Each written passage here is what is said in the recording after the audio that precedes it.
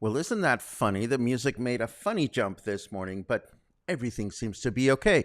Good morning, everyone. Welcome back to Coffee and Headlines, our morning get together live here on Facebook, where we collect news and headlines from our city, from our state, from our country. Try to find the good stuff, the positive stuff, the stuff that is inspiring, the stuff that can give us a better perspective on how we live, who we are here in Puerto Vallarta. And of course, we combine all this with your valuable input, your questions, your ideas, your thoughts, your suggestions, so that we can all benefit from this knowledge. Doesn't sound like a bad deal, I suppose. Today is Thursday, March 16. We are about to start a mega long weekend. We'll talk a little bit about that. And of course, we welcome everyone as usual, particularly those of you who are watching live for the first time. If that is your, oh, good comment. Thank you so much. I can't wait to get into that.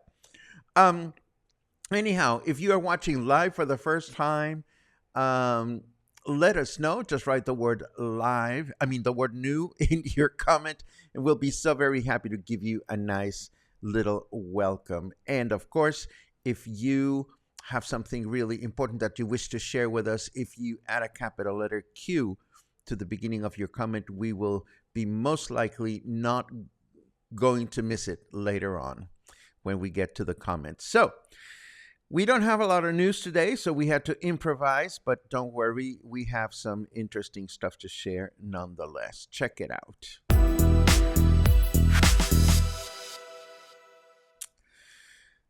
So for starters, SEAPAL has announced low water pressure or no water pressure in so many colonias today. It's just easier to say that if your pressure is low wherever you are, it's because SEAPAL is doing something. Interruption in service began this morning at 7 a.m. and it is expected to continue through tomorrow at noon. So watch your water consumption today, as we may not have much to share. And this next, what we're going to do today, because there weren't a lot of news, I'm going to share something with you that I was going to share in the coming days. You see, we have a mega long weekend coming up as Mexico celebrates the birth of Benito Juárez on March 21st. Is his birthday, but it is celebrated as a federal holiday this year on the 20th, which is a Monday. So expect no banks or public offices to be open on Monday. But in addition to that, public schools throughout Mexico are giving the tomorrow off to students and teachers. So families that have students or teachers working in the public school system may start their long weekend starting tomorrow. But regardless of that, we want to talk a little bit today, or I want to share with you a little bit today about this gentleman, Benito Juárez, because he is as important in Mexico as George Washington or Abraham Lincoln were in the United States. So here's a little bit about the man. He was born on March 21st, 1806, in Mexico. He was a Zapotec, and Zapotecs are an indigenous people of Mexico whose population is concentrated in the southern state of Oaxaca. Present day population estimated at approximately between 400,000 and 650,000. And of course, as a Zapotec, Benito Juárez was the first indigenous president of Mexico and the first indigenous head of state in the post-colonial Americas. He was born in Oaxaca to a poor rural family and orphaned as a child. He moved to Oaxaca. He was born in a small town in the state of Oaxaca, but he moved to the city of Oaxaca at the age of 12. And not soon after that, or rather soon after that, I'm sorry, he started becoming involved in liberal politics. By 1831, he had become a council member for the city of Oaxaca. By 2 years later, 1833, he became a local deputy. And by 1841, he became a judge and was elected federal deputy. By 1857, right before he became a president, he defended the Constitution of Mexico, proclaimed the reform laws, and succeeded against the French intervention and its Second Empire in Mexico, preserving our country's sovereignty and independence. It was during his government that freedom of expression or freedom of press was guaranteed. This allowed for the foundation of new newspapers in which the press exercised liberty to write and publish critical news without fear. He was the 26th president of Mexico in office between 1858 and 1872. He came to be seen as a preeminent symbol of Mexican nationalism and resistance to foreign intervention. During his presidency, he looked to the United States as a model for Mexican development, as opposed to previous administrators or administrations whose political vision leaned more towards Europe. He gave Mexico roads and a map. It was during his government that he had a map build of the country. Prior to that, we really didn't have a modern map. He reconstructed the Palacio de Gobierno, or Palace of Government, in Mexico City. He founded public trade schools and high schools. He made elementary school free and mandatory, opening public schools, and girls were allowed to go to high school for the first time during his presidency. Another big accomplishment by Benito Juárez, he expropriated goods and properties owned by the church, effectively eliminating church-related corporations in Mexico. He made cemeteries and official celebrations secular, and gave the Catholic Church a well-deserved finger, proclaiming that the people of Mexico were free to belong to whatever church they desired, or none at all. After his death in 1872, the city of Oaxaca added the phrase de Juárez, or Oaxaca de Juárez, Oaxaca of Juárez, to its name in his honor. And he is the only individual whose birthday is celebrated as a national, public, and patriotic holiday here in Mexico. Most of all, he is remembered for his iconic phrase. I'm going to say it in Spanish first. Entre los individuos como entre las naciones, el respeto al derecho ajeno es la paz. And this means among individuals and among nations, respect for the rights of others is peace. So this is who Benito Juárez was, and this is why his remembrance is so important in our history. And I thought you would want to know. Let's take a quick look at the weather just to see what's going on out there.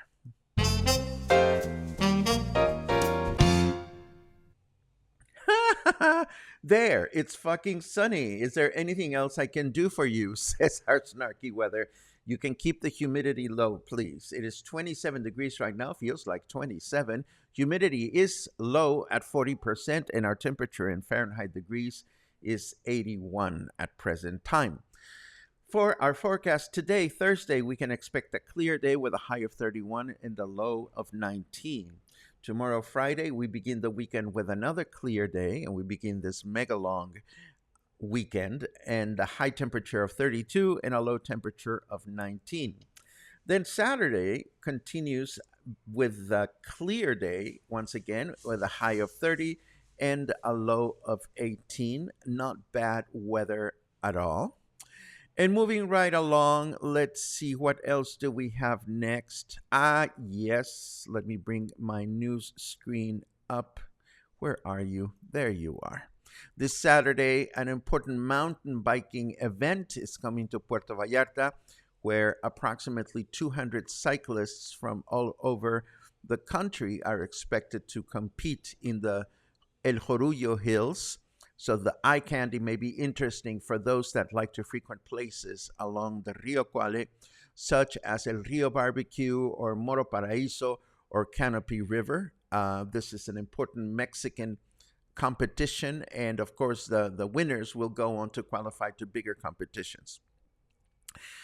No, I'm not writing the event, thank you. Also, Intoxicado or Intoxicated Bear, that's the name they gave it, hits the screens today based on a true story of a bear that ate over 70 kilos of cocaine that fell from an aircraft in the middle of a Tennessee forest. Of course, Intoxicated Bear was the best title they could have come up for it. And of course, given the title and the subject matter, it is a lot more sellable and a lot more commercial than other films we'd rather be able to enjoy on the big screen here in Puerto Vallarta. So there you have it. Not Cocaine Bear, it's Intoxicated Bear. And I wanted to let you know, I found out this morning, or maybe it was last night, I don't remember, that the Puerto Vallarta Game and Scores is having another performance coming up. Their spring night concert will be on Friday, March 31st at 9 p.m. at the Holy Cross Church in Colonia Emiliano Zapata. If you are a fan, you should go. If you would like to sing, you should go just to see what they're up to. And this, my friends, brings us to our chit chat section. And of course, a chance to see what you are up to this morning and what you're up to in general. Let's see. I see a lot of good mornings, which are most appreciated.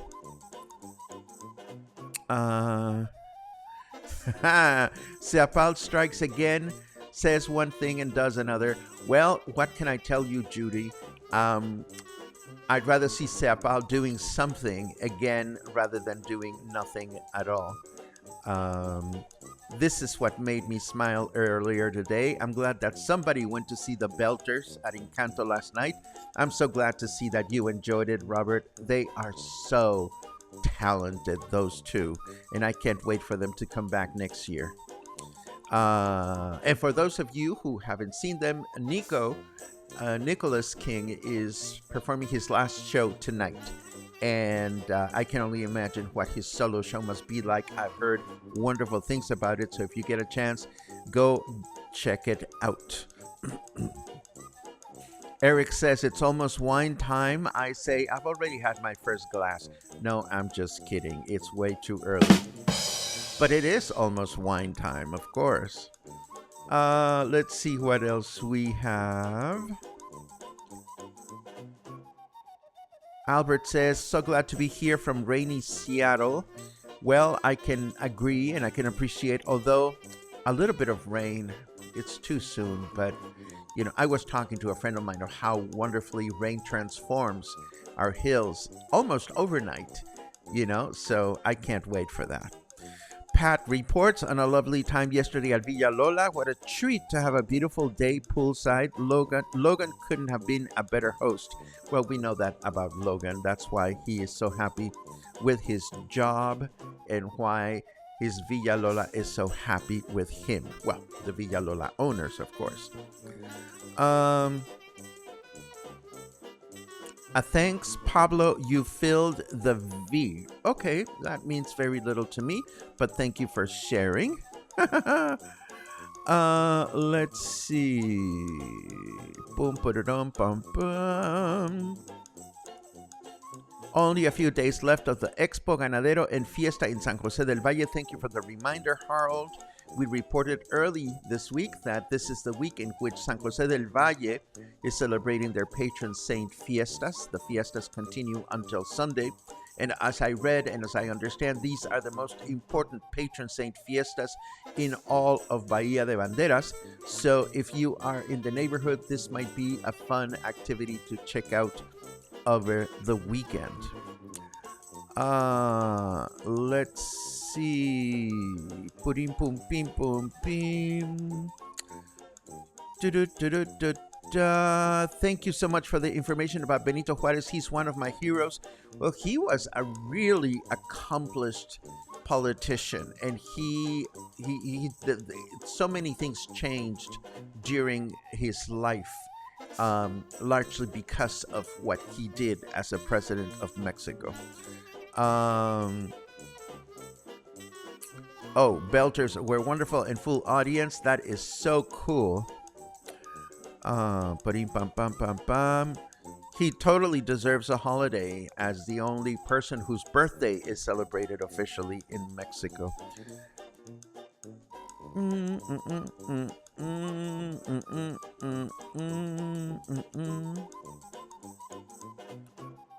What?